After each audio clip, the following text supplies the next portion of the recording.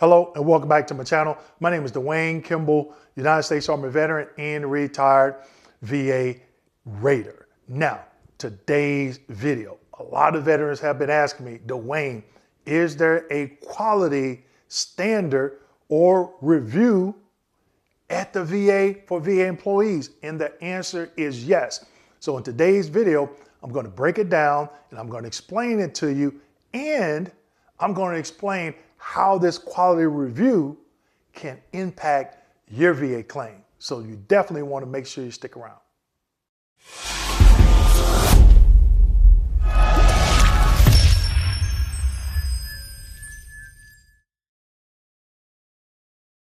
Okay, so before we get into today's video, make sure you go out to my website and pick up my new book, VA Claims Success. You can get it on Amazon, or if you go to my website and purchase it, I'll send you a signed copy. So today's video, does the VA have checks and balances, also known as quality checks or quality reviews? And the answer is yes. They are called individual quality reviews. You get them monthly. So the VA has a production quota or transaction quota and a quality quota. So you're dealing with two different quotas, all right? So today I'm going to break it down so you understand it, but most importantly, what I want you to take away from this is understand how this can affect your VA claim. All right, so let's go ahead and get into it. Slide number one. Here in slide number one, this is the M21 manual reference named Purpose of IQRs, Individual Quality Reviews. First paragraph, a review of the individual's work is intended as a performance measure. So they let them know this is a quota to ascertain the quality element in the individual's performance standard. Okay. Now, the third paragraph, which I have highlighted in red, IQRs are the review of 3 randomly selected cases per month on average for VSRs, and RVSRs and 5 randomly selected cases per month on average for MSCs, military service coordinators, and CAs, claims assistants, who have a quality element in their performance standard. Okay, now VSRs are the individuals that do all the development on the cases and get them ready for decision for the RVSRs, raters, to rate. Okay, now the last sentence in the third paragraph, it reads, this review determines the employee's individual quality level as part of their overall performance evaluation. So not only do you have a production quota to meet, you got a quality quota to meet. Now, they pull 5 rating decisions. As a rating specialist, they will pull 5, at a minimum 5. Sometimes maybe 6 or 7, just depends, okay? Especially if you fall below average, they may pull another one to just help bring your average back up. But normally it's 5 a month.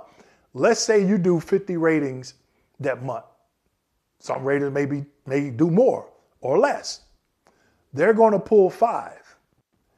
Let's just say those 5 are all good. They're all good. Nothing's wrong with them. But there could be some errors in those other 45. Okay? Now just think about that and hold that thought towards the end, because I'm going to talk about it again. Okay? Now, moving right along. Slide number 2. Here in slide number 2, this M21 manual reference, it talks about corrective action time limits for errors. Now, this is where the speed and stress starts to come in for that particular VA employee. So it reads, following notification of an error, the employee has 5 business days to take corrective action or file a reconsideration request. If the employee files a reconsideration request and the error is upheld, the employee has 5 business days from the notification of the decision to correct the errors or to submit a secondary request. Okay, so basically what this is saying, you have 5 days to appeal that error. If you get an error, you have to appeal it. Now, let me tell you, when you appeal it, you're going to have to state some fact or law. Just like I've been telling veterans on appeal, you can't go in there just talking about they said or I feel, or you have to argue fact or law. So VA employees, when they get an error, they have to argue fact or law to get that error overturned. Now, as a former VA Raider, yes, I've gotten errors before, whether it be rushing or I just made a mistake. I'm human, right? But those 5 days, they come quick. Now, they're 5 business days, but they are quick. So if you are behind as a VA employee, if you are behind on your production quota, you don't have those number of transactions, and you get hit with an error, guess what? Now you're rushing. Stress levels up and you're rushing. And you have to go find the 38 CFR and the M21 manual reference to think about, hey, why did I grant this veteran this percentage? Or why did I deny the veteran? Or whatever the case may be that caused you to get that error. And this is something that really helped me early on. I wasn't getting a lot of errors. I never, went throughout my career where I was just getting errors back to back. I never had that problem, okay? But the errors I did get, some I was able to overturn them. Why? Because I delved into the 38 CFR, the M21 manual reference, court cases that said, hey, this is why I granted this percentage for the veteran. This is why I granted the veteran service connection based on review of this evidence per whatever court case it was, whatever 38 CFR. And sometimes, majority of the time, I was able to get those overturned. But let me tell you, if you are behind on your production quota and you get hit with an error, that's going to put you further behind, because guess what? When I rated, that department, they had a backlog. They had an internal backlog where I can remember getting an error in June and it was for February. So now I'm thinking, wait a minute. All the cases that I've done since February to June, they had the same, similar scenario, and I granted the benefit. All of those are errors, right? So now I'm on pins and needles because I'm like, if I get hit with another error, it just throws you out of sync. Now, how can this affect, or how can it affect your claim? Think about this. Duty to assist errors. Remember early on I said, hey, I'm going to bring something back up. Hold that thought. So again, like I used the scenario earlier. They pulled 5. You did, raters, let's say, did 50 ratings that month. Those 5 are good, but the other 45 are not good. The rating goes out to the vet. The vet looks at it. They may hire us to look at it. We like, error, error, error. And you do a high-level review. Guess what that is? DTA error, duty to assist error. And you may say, well, why didn't it get caught previously? Because it was not pulled. It was not pulled. So a lot of raters are making mistakes. Now, can I say it's because they're getting errors or the rushing, lack of training?